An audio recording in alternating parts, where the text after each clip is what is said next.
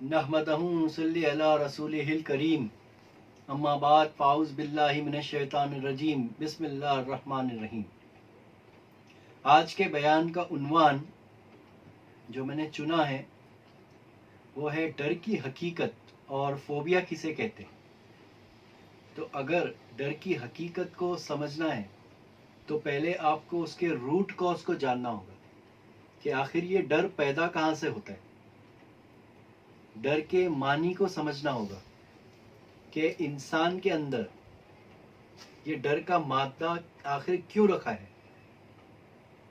तो पहले तो ये है कि जो डर है वो पैदाइशी इंसान, डर का जो मादा है वो पैदाइशी इंसान में रखा हुआ है, कुदरती तौर पर वो मादा रखा हुआ है। जैसे मिसाल के तौर पर कोई शख्स कहता है कि मेरे अंदर शुगर नहीं है, तो मैं कहता हूँ तो शुगर तो हर किसी को है, यानी हर किसी के अंदर शुगर है, क्योंकि शुगर क्या है, एक ग्लूकोज है, एक एनर्जी है, तो वो हर किसी के अंदर मौजूद है।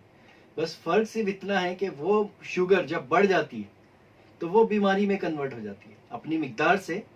जब वो बढ़ जाती है तो वो बीमारी कहलाती है। उसी तरीके से डर का जो मादा हर इंसान में मौजूद है, अल्लाह ताला ने कुदरती तौर पर वो मादा रखा है।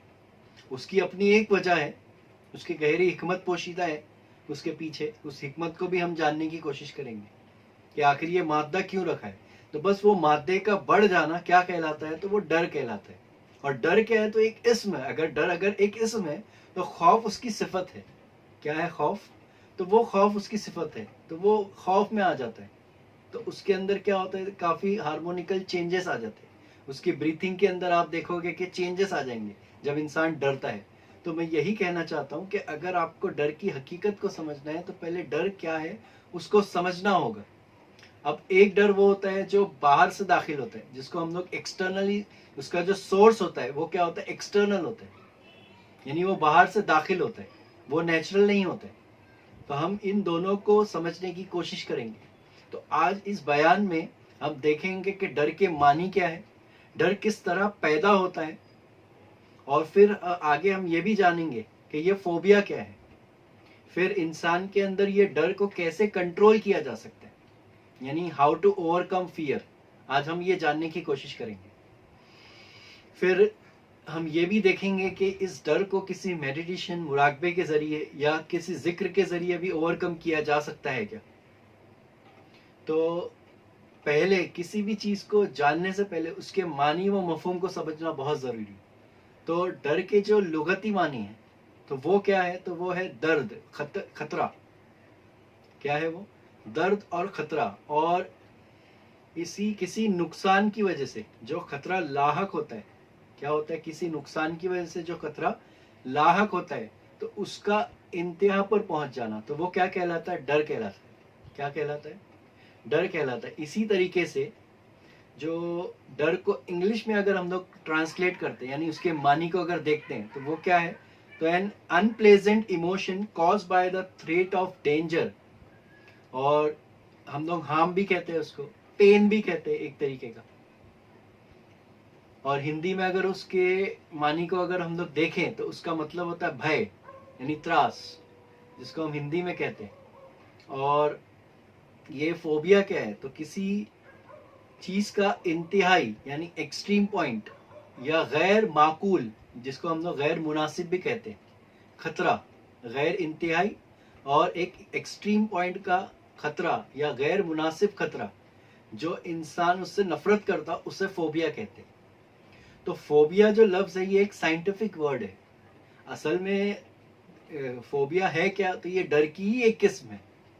बस फर्क सिर्फ इतना है कि फोबिया जो है एक साइकोलॉजिकल बीमारी है, आज जो बहुत आम हो चुकी है लोगों के अंदर। ये बीमारी बहुत आम हो चुकी है, बहुत बढ़ चुकी है। तो मैं कहता हूं कि पहले उसको समझ ले। अगर आपको उससे ओवरकम होना है, आपको उससे बाहर निकलना है, तो पहले जो बयान के अंदर तरतीब होगी वो उसके मानी को समझाया जाएगा।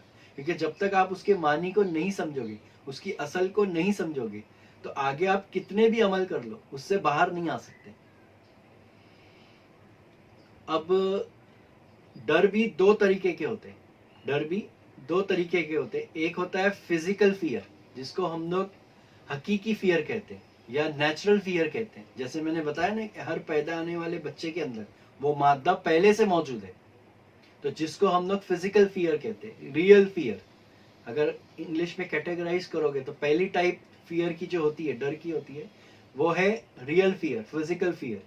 फिर एक और टाइप होती है जिसको हम लोग साइकोलॉजिकल फियर कहते हैं। और साइकोलॉजिकल फियर क्या है, तो वो इमेजिनरी फियर है। क्या है वो? एक इमेजिनरी फियर है वो, जिसका हकीकत से थोड़ा ताल्लुक नहीं है, वो हकीकत से थोड़ी हटकर है, वो नेचर से थोड़ा हटकर है।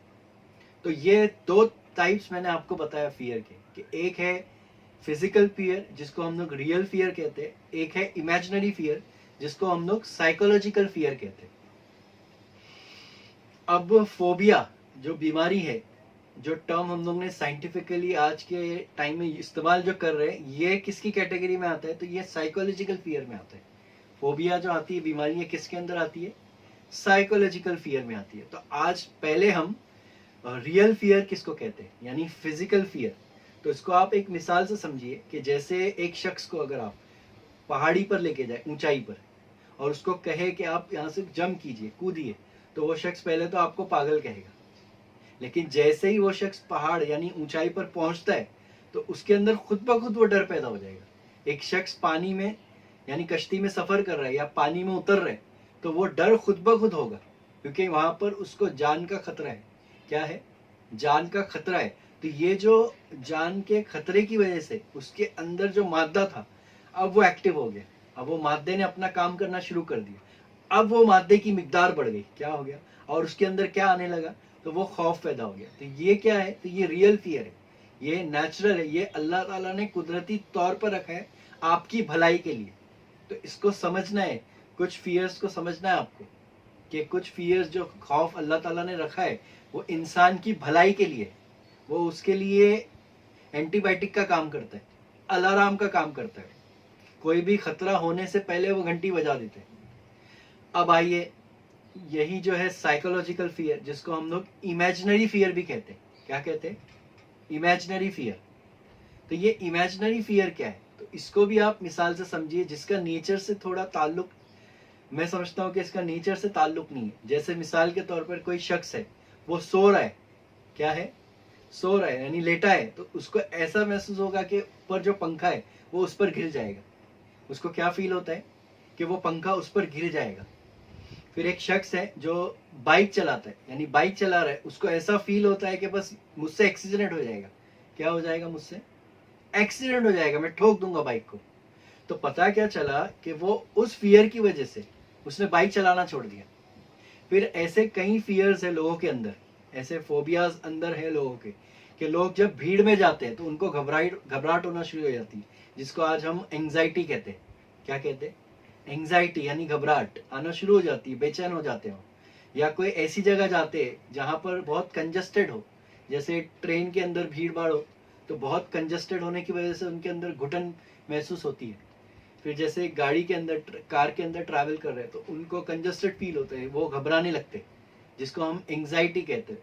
तो ये तमाम जो ये खतरा जो वो महसूस करता है, इसका नाम फोबिया है। और फोबिया किस कैटेगरी में आता है? साइकोलॉजिकल फियर के अंदर। तो इस साइकोलॉजिकल फियर और रियल फियर के डिफरेंस को आपको समझना होगा।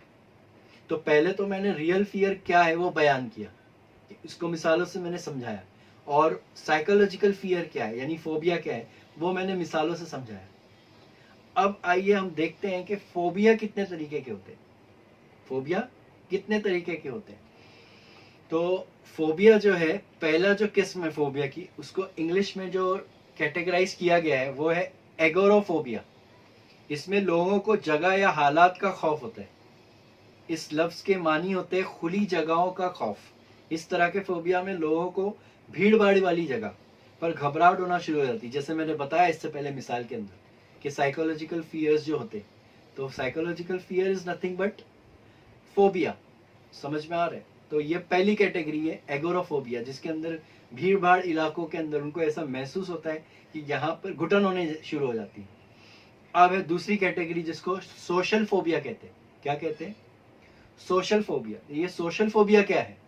तो इस तरीके के लोग समाजी हालात से तशवीश में रहते हैं और ये खुद को समाज से अलग तरक करने लगते हैं।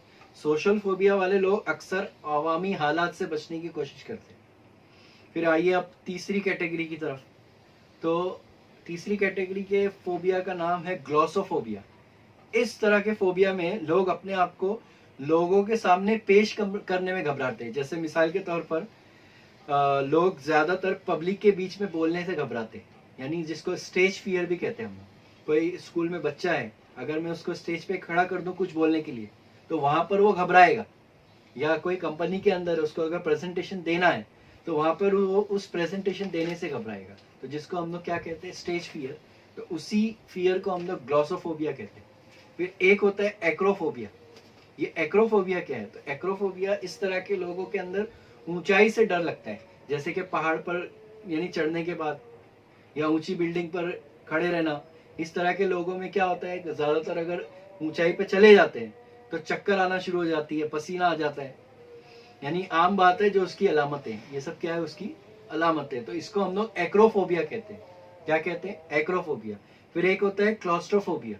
क्लॉस्ट्रोफोबिया ये फोबिया एक ऐसा है जहाँ लोग कंजस्टेड प्लेस, जैसे मैंने बताया ना, एक मिसाल दी इससे पहले भी, कि कार हो गई, ट्रेन हो गई, जहाँ पर बहुत कंजस्टेड है जगह है, तो उस तरह की जगह पर वो घबराहट उनके अंदर महसूस होती है। फिर एक होता है एवियोफोबिया। इसमें ऊपर हवा में सफर करने से डर लगता है, जैसे कि एरोप्लेन है, वो बंजी जंपिंग अगर करने बोलोगे, ट्रेनिंग देने के बाद भी वो घबराएंगे। बंजी जंपिंग जो होती है ना, ऊपर हवा जो ऊंचाई से जंप करते हैं, तो ये ट्रेनिंग बाकायदा उनको दे दो, लेकिन उसके बाद भी वो घबराएंगे। तो ये नेचुरल नहीं है। फिर एक होता है हिमोफोबिया। ये खून या चोट का फोबिया होता है, यानी जब कोई शख्स अपने खून को देख ले किसी को ज्यादा, तो वो बेहोश हो जाता है, वहां पर उसको घबराहट होती है। फिर एक होता है नाइक्टोफोबिया। ये फोबिया रात के वक्त के अंधेरे के खौफ से होता है, यानी जब कोई अंधेरे में चलता है रास्ते में, देखोगे आप गाँव में, इसमें उसमें, तो उसको ऐसा लगता है कि पीछे कोई है, तो वो पीछे पलट कर भी देखता है बाकायदा। फिर यार अकेले अगर उसको कोई रूम में बंद कर दे और उसको बोले कि आप सो जाओ, तो वो अकेले में सो नहीं सकते, उसको घबराहट होती है। तो इसको बोलते हैं नाइक्टोफोबिया। तो ऐसे कई तरीके के फोबियाज है, ऐसे कई तरीके के फोबिया। लेकिन इन तमाम फोबिया की जो जड़ है, या तो वो जेनेटिक है, जेनेटिक से मुराद यानी उनके माँ और बाप से आई हुई है, यानी उनके बाप दादा से आई हुई, या तो फिर ये ओवर कॉन्शियस होने की वजह से भी पैदा होती है। ये जो बीमारी है, ये जो अलामत है, इनके अंदर जो सिम्टम्स जाहिर हो रहे हैं, ये या तो जेनेटिक है, यानी ट्रांसफर हुई हुई है, आई हुई है बच्चों के अंदर, या तो फिर वो ओवर कॉन्शियस होते। ओवर कॉन्शियस से मुराद क्या है? ज्यादा सोचने वाले, जो ज्यादा सोचते हैं, जो फजूल सोच रखते हैं। क्या करते हैं? जो फजूल सोच रखने वाले इस बीमारी का शिकार हो सकते हैं। तो ये बहुत अहम पॉइंट है, इसको जहन में रखना है। जो ज्यादा सोचते, फजूल सोच रखते हैं। प्लानिंग करना एक डिफरेंट थिंग है, लेकिन ज्यादा सोचना भी बीमारी का खदशा लाक होता है उससे। तो अब हम डर की हकीकत को समझने की कोशिश करेंगे कि ये डर कैसे बढ़ता है, यानी ये डर के और क्या क्या रिएक्शंस है। तो पहले तो आपको ये बात समझ लेना है कि जो आपका दिमाग है, जब तक आपका दिमाग कोई भी चीजों को, कोई भी बातों को नहीं समझता, यानी जब तक उसको आप पूरी तरीके से नहीं समझा लोगे, वो इनकम्प्लीट रहता है। वो क्या होता है, उसके अंदर एक बेचैनी रहेगी, यानी जब तक उसको कोई सिग्नल नहीं मिलता, तो वो ब्लैक आउट रहता है। और जैसे ही वो ब्लैंक आउट रहेगा, उसके अंदर एक हार्मोन जनरेट होगा, जिसकी वजह से वो बेचैनी पैदा करेगा जिस्म के अंदर, बॉडी के अंदर। ऐसे हार्मोन जनरेट करता है। जैसे मैंने पिछले बयान में एक मिसाल दिया था कि अगर एक इंसान को अचानक से एक बंद कमरे में शिफ्ट कर दिया जाए, जहां पर बिल्कुल भी उजाला ना हो, तो फौरन आप देखोगे कि उसके अंदर घबराहट हो जाएगी, एंजाइटी आ जाएगी। क्यों? क्योंकि दिमाग को कोई सिग्नल नहीं मिल रहा है। फिर जैसे ही उस शख्स को आप बाहर लेके आओगे रोशनी में, तो देखो वो नॉर्मल आ जाएगा। क्या हो जाएगा? वो नॉर्मल हो जाएगा। तो वो ऐसा क्यों? क्योंकि उसके दिमाग को अब कोई सिग्नल मिल गया। जब वो अंधेरे में था, बंद कमरे में था, तो आग के जरिए दिमाग को कोई सिग्नल नहीं मिलने की वजह से क्या हो गया था, दिमाग ब्लैंक आउट हो गया था, जिसकी वजह से उसके अंदर वो एंजाइटी पैदा हुई। और जैसे ही वो उजाले में आया, तो आंख के जरिए उसको सिग्नल मिलना शुरू हो गया, और जैसे ही सिग्नल मिला तो उसने अपना काम शुरू कर दिया, अब वो नॉर्मल आ गया। तो इसीलिए मैं कहता हूं कि दिमाग को आपको समझाना होगा। अब यही चीज देखिए, आप अपने शहर से अकेले कहीं दूर जाइए, नए मुल्क में जाइए आप, आपका जो दिमाग है पहली बात तो उस जगह से अनजान है, तो आपके अंदर ऑटोमेटिकली एक तरीके का अंदर से होगा, आपको बाहर नहीं दिखेगा वो, लेकिन वो अंदर घबराहट होगी आपकी, आपको एक तरीके का फियर होगा वो। तो पता है क्या चला, ये दिमाग की वजह से हो रहा है। जैसे एक और मिसाल है, मैं यही समझाने की कोशिश करता हूँ कि ये जो रियल फियर और साइकोलॉजिकल फियर का डिफरेंस क्या है, इसको समझना बहुत जरूरी है। तब तक आप उससे बाहर नहीं आ सकते जब तक आप उसको समझेंगे नहीं। तो अब एक मिसाल देखिए आप, कि जैसे इंसान के अंदर मौत किसको आती है, तो नफ्स को मौत आती है, क्योंकि अल्लाह ताला क्या फरमाता है, कुल्लु नफ्सुन जायकतुल मौत, हर नफ्स को मौत का मजा चखना है। क्या करना है, हर नफ्स को मौत का मजा चखना है। तो ये जो नफ्स है, इसको ग़िज़ा मिलती है, इसको सिग्नल मिलता है, तो वो चेंजेस होता है, क्योंकि नफ्स बदलाव पे जीता है। अगर उसको चेंजेस नहीं मिलेगा तो नफ्स क्या हो जाएगी, मुर्दार होना शुरू हो जाएगी, अंदर से उसकी मौत जारी हो जाएगी।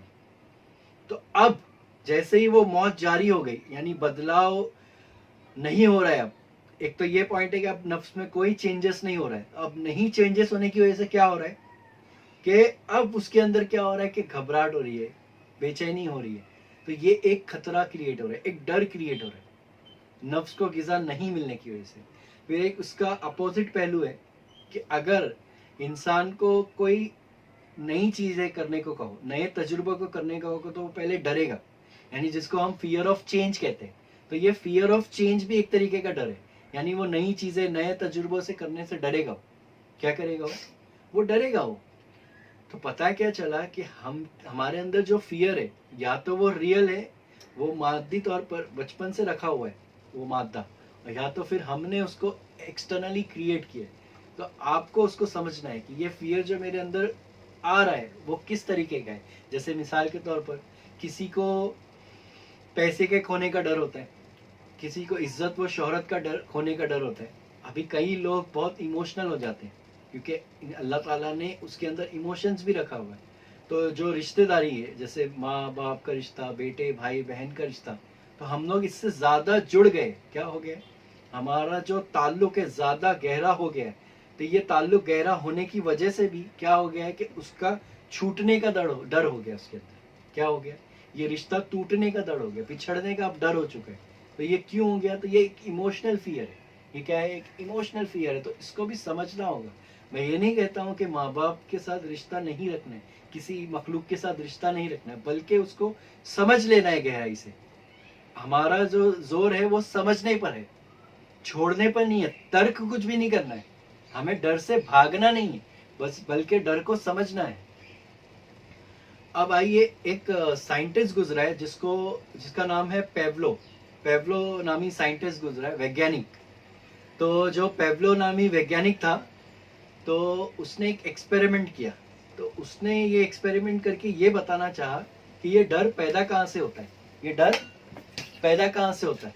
यानी पेवलो नामी वैज्ञानिक जो था, तो उसने ये बताया कि ये डर पैदा कहाँ से होता है। तो उसने एक एक्सपेरिमेंट किया। उस एक्सपेरिमेंट के अंदर उसने क्या किया कि एक कुत्ते को लाया, यानी जिसको हम डॉग बोलते हैं। तो उसने कुत्ते को लाया, कुत्ते के सामने खाना रखा, उसने क्या रखा, खाना रखा कुत्ते के सामने। तो जैसे उस कुत्ते के सामने खाना लाया गया, तो उस साइंटिस्ट ने क्या ऑब्जर्व किया कि उसके अंदर से राल टपकने लगी, जिसको हम लोग सलाइवेशन बोलते हैं। यानी वो सलाइवेशन यानी रिस्पॉन्स आने लगा कुत्ते की तरफ। फिर जब दूसरी मर्तबा उसने क्या किया, वो कुत्ते के सामने से खाना हटा दिया, अब घंटी बजाया उसने। क्या किया, दूसरी मर्तबा वो कुत्ते के सामने घंटी बजाना शुरू कर दिया। तो जैसे ही कुत्ते के सामने घंटी बजाए, तो कुत्ते के अंदर कोई रिस्पॉन्स नहीं आया।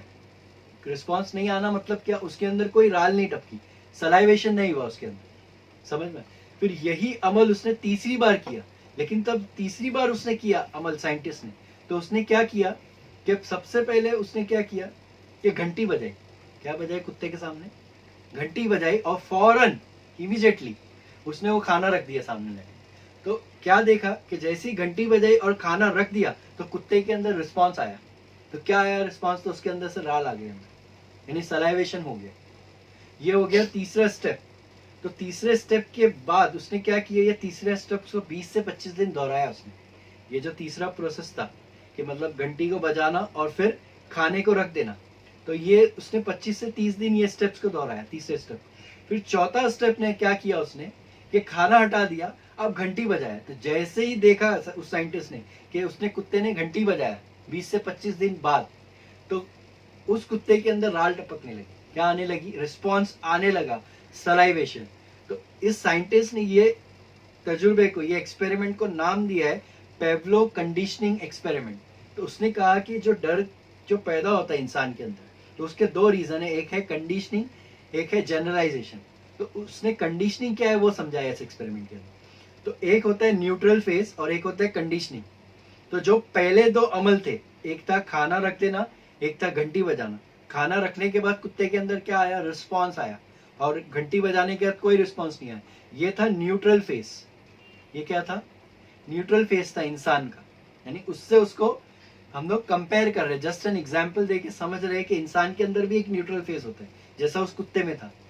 फिर उसने समझाया कि ये कंडीशनिंग क्या है। तो उसने क्या किया? घंटी और खाने को कंडीशनिंग कर दिया। क्या कर दिया? मिला दिया। तो ये मिलाने को उसने कंडीशनिंग कहा।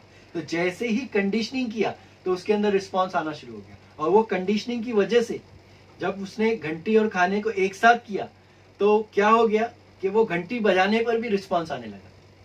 तो यही मामूल इंसान के साथ भी है कि अगर इंसान के सामने कोई बीमारी है, जैसे मिसाल के तौर पर एड्स है, कैंसर है, बड़ी बड़ी जो बीमारियां हैं आप देखोगे, यानी वो भीड़ में घबरा रहा है या कंजस्टेड एरिया में घबरा रहा है या कोई बीमारी है, हार्ट अटैक है, तो अगर जब तक वो न्यूट्रल फेज में, उससे कोई डर नहीं लगेगा उसको। लेकिन जैसे ही उसके अंदर कंडीशनिंग हो जाएगी, तो यहाँ पर इंसान के साथ कंडीशनिंग क्या होती है? तो कोई हादसा हो जाना, कोई घटना का घट जाना, कोई हादसा हो जाना, या उसके घर में ही कोई हादसा हो जाना, यानी हार्ट अटैक से मौत हो जाना अपने वालिद की या अपने किसी रिश्तेदार की। अब क्या हो गया? अब यहाँ कंडीशनिंग हो गई, वो घटना घट गई। तो ये घटना क्या है? तो ये कंडीशनिंग। अब क्या होगा मालूम है कि अब वो हार्ट अटैक बीमारी से कनेक्ट हो चुके हैं। अब जैसे उसके सामने ये बीमारियों का नाम लिया जाएगा, अब उसके अंदर ऑटोमेटिकली क्या हो जाएगा? वो खौफ आना शुरू हो जाएगा। लेकिन इससे पहले क्या था? उसके सामने वो पता था कि एड्स एक बीमारी है, कैंसर एक बीमारी है, हार्ट अटैक आना एक बीमारी है, लेकिन वो उससे कनेक्ट नहीं था। कैसा कनेक्ट नहीं था? इमोशनली कनेक्ट नहीं था। तो जो न्यूट्रल से, जो न्यूट्रल एनर्जी है वो किस में कन्वर्ट हो रही है? इमोशनल के अंदर। उसको कंडीशनिंग कहते हैं।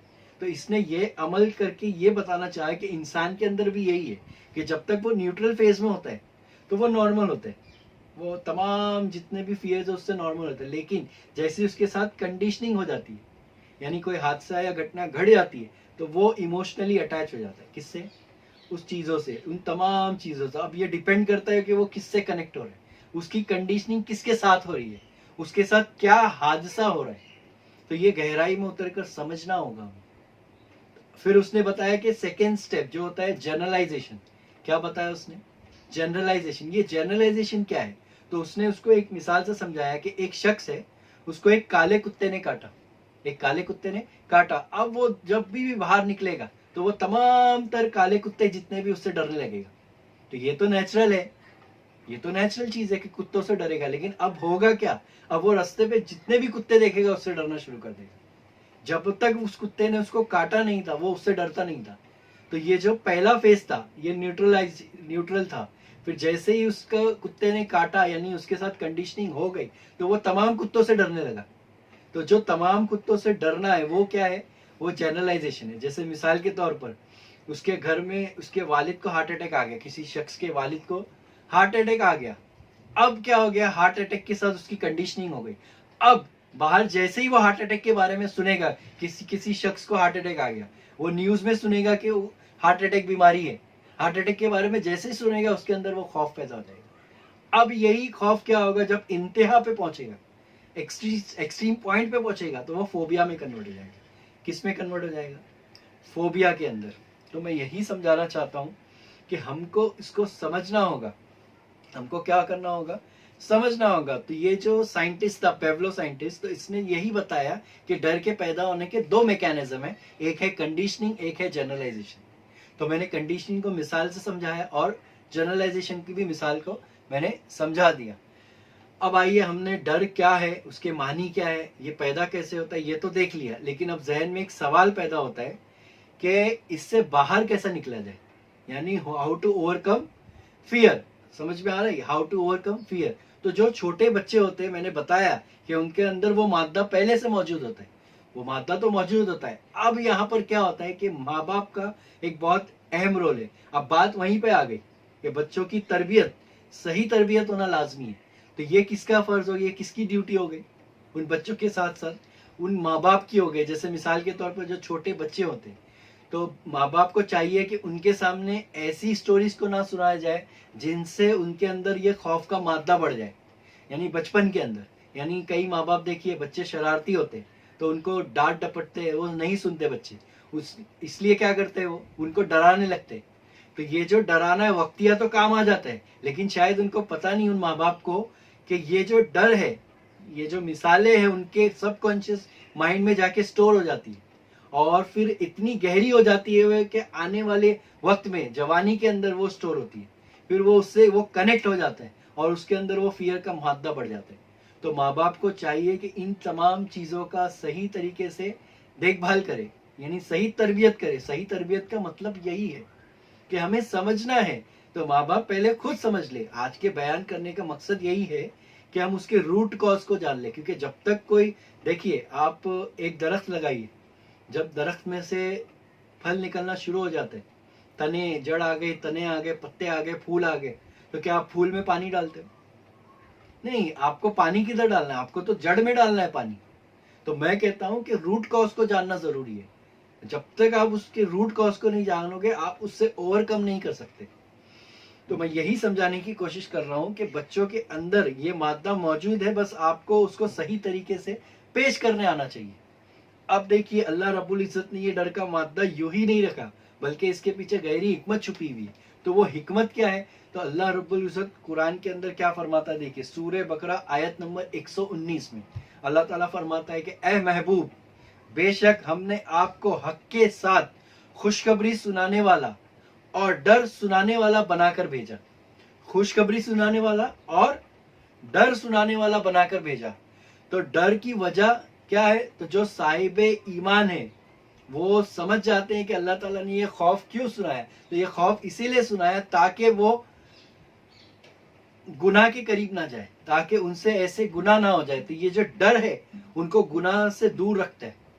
तो एक तो ये हिकमत पोशीदा है अल्लाह ताला ने।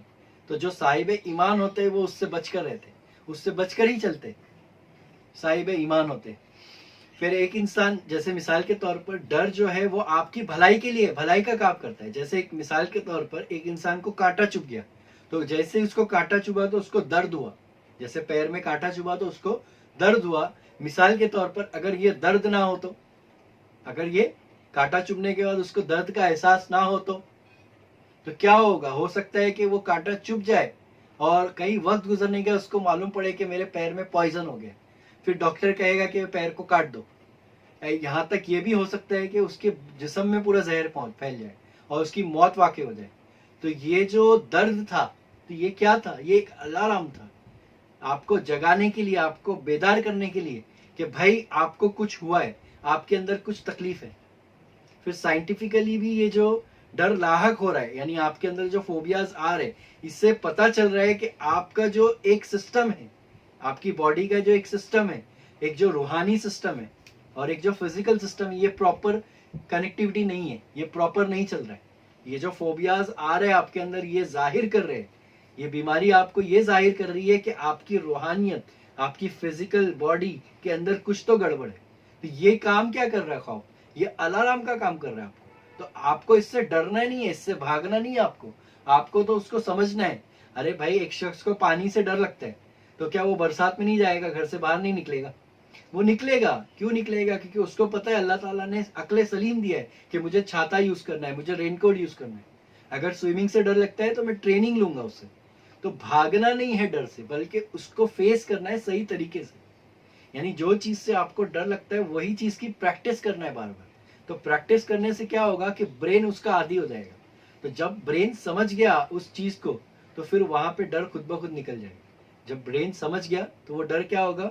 खुद ब खुद निकल जाएगा। इसलिए देखो अल्लाह ताला क्या फरमा रहा है कि ए नबी, तुम खुशखबरी सुना दो और डर सुना दो, यानी खौफ सुना दो। अल्लाह ताला सूरह बकरा के अंदर फरमा रहे। और आप एक चीज ध्यान रखना, कुरान के अंदर ये जो डर लफ्ज है 78 मरतबा आया है। कितनी मरतबा आया डर का लफ्ज? 78 मरतबा आया डर का लफ्ज। कितनी मरतबा आया डर का लफ्ज? 78 मरतबा डर का लफ्ज आया है। अरे भाई, जब ये लफ्ज आया है तो ये इतना नेगेटिव नहीं हो सकता, ये वर्ड इतना नेगेटिव नहीं हो सकता है। ये तो हमने उसको नेगेटिव बना दिया। हमने क्या किया, उस लफ्ज को, हमारा उस लफ्ज के साथ क्या कनेक्शन हो गया, तो वो नेगेटिव कनेक्शन हो गया। बट अल्लाह ताला तो क्या फरमा रहे हैं कि नबी के साथ क्या भेजा, तो नबी के साथ जब भी भेजेगा तो भलाई का काम भेजेगा। तो मैं वही समझाना चाहता हूँ कि अल्लाह ताला ने जो माता रखा है ये फजूल नहीं है, उसके पीछे हिकमत है। बस उस हिकमत को समझ लेना है आपको।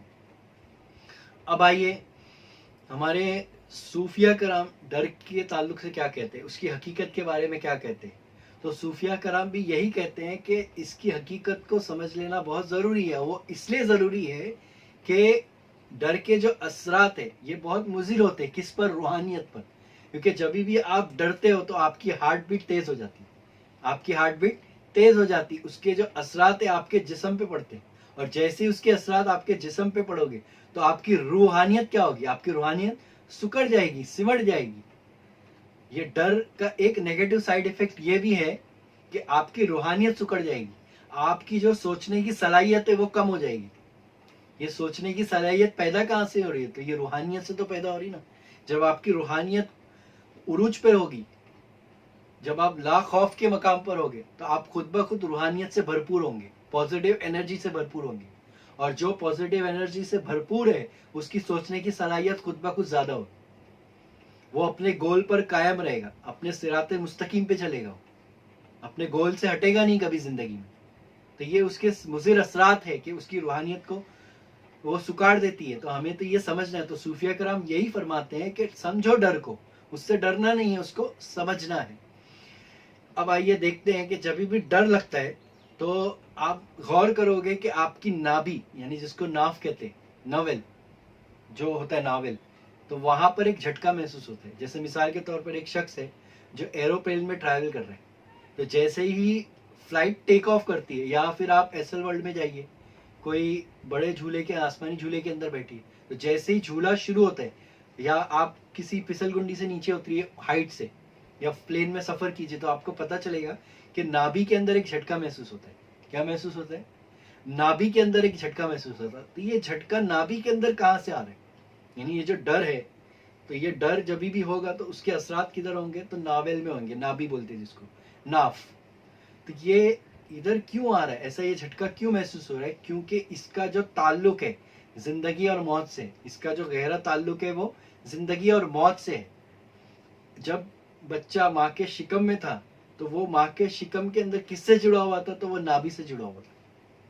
फिर जैसे ही वो बच्चा पैदा हुआ, इस दुनिया के अंदर कदम रखा, तो डॉक्टर ने किया, उस नाभि को काट दिया। जैसे ही उस नाभि को काटा, वो डर का मादा आ गया अंदर उसकी। किधर आ गया उसका? वो डर का मादा आ गया, वो बीज बो दी गई वहां पर। फिर क्या हुआ कि अब नाभि का जो ताल्लुक है, अब नाभि के अंदर जान छुपी हुई। क्या छुपी हुई?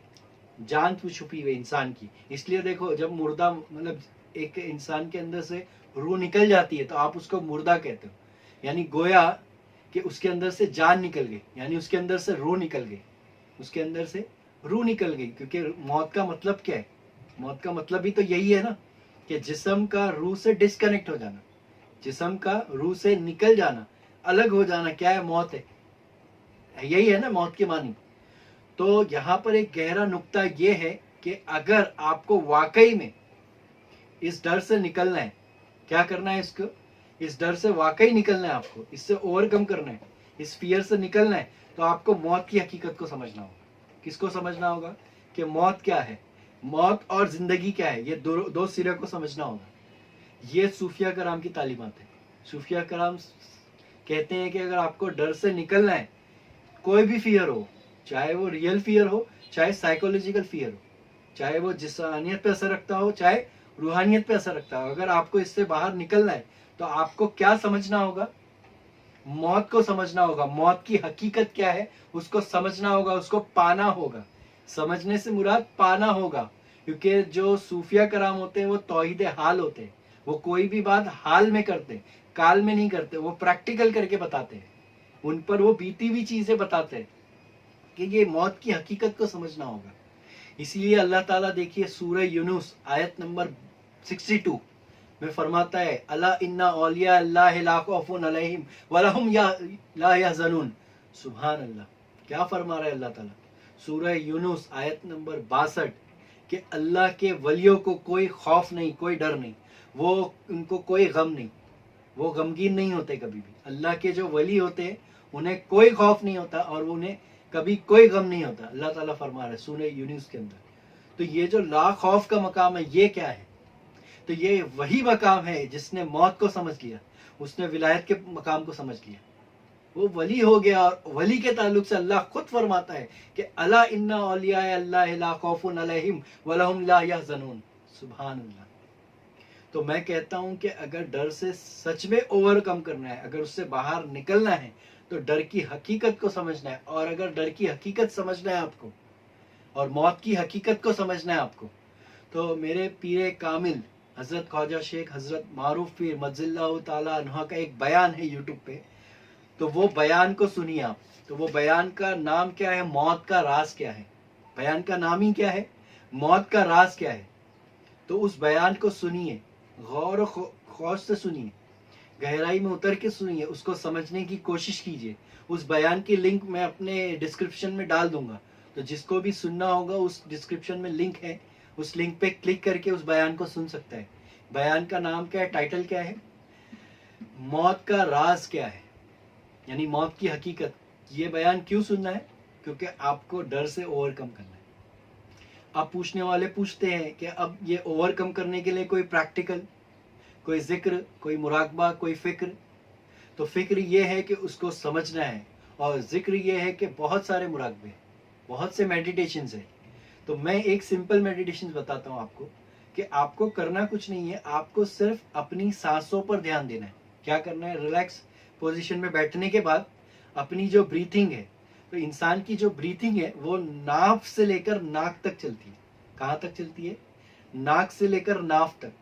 तो ये जब इंसान नाक से लेकर नाक तक गहरी सांस लेता है, तो आप देखोगे उसके अंदर एक तवाजुन होता है, उसका जहन, उसकी बॉडी, उसका माइंड एकदम रिलैक्स पोजीशन में होगा। क्योंकि जब भी डर लगता है तो आपकी धड़कनें तेज हो जाती है। तो अगर डर से ओवरकम करना है तो आपको करना क्या? गहरी सांस लेना है। क्या करना है? गहरी सांस लेना है, डीप ब्रीथ। कैसी लेना है? एकदम रिलैक्स पोजीशन में बैठकर, यानी नाक से लेकर नाक तक ये गहरी सांस लेना है। जब इस सांस को करते करते करते करते इस पर कमांड हासिल हो गया आपको, जिस दिन आपको इस पे कमांड हासिल हो गया, आप खुद ब खुद इससे ओवरकम कर लेंगे, आप खुद ब खुद इससे बाहर निकल जाएंगे। आपको वहां पर कुछ समझना नहीं है, वहां पे कुछ करना नहीं है, बस आपको अपनी सांसों पे कमांड लाना है। क्योंकि जब भी डर आता है आपकी धड़कनें तेज हो जाती है, आपका ब्लड प्रेशर हाई हो जाता है। गुस्सा, गुस्सा क्या है? तो गुस्सा भी एक डर ही है, अगर गहराई में उतर के देखो। और गुस्से के वक्त होता है कि आपका ब्लड प्रेशर, बीपी हाई हो जाता है, आपकी धड़कनें तेज हो जाती है। तो डर के वक्त भी यही होता है। तो मैं समझता हूँ कि आज के जो बयान है, इंशाअल्लाह समझ सुनने के बाद हम डर की हकीकत को समझ लेंगे। मैं समझता हूँ कि हम डर से भागेंगे नहीं, बल्कि उसको फेस करेंगे, उसको समझेंगे। तो मेरी अल्लाह ताला से दुआ है कि हम तमाम को गहराई से समझने की तौफीक अता फरमाए। आमीन। वमा अलैना व इल्लल बलाग।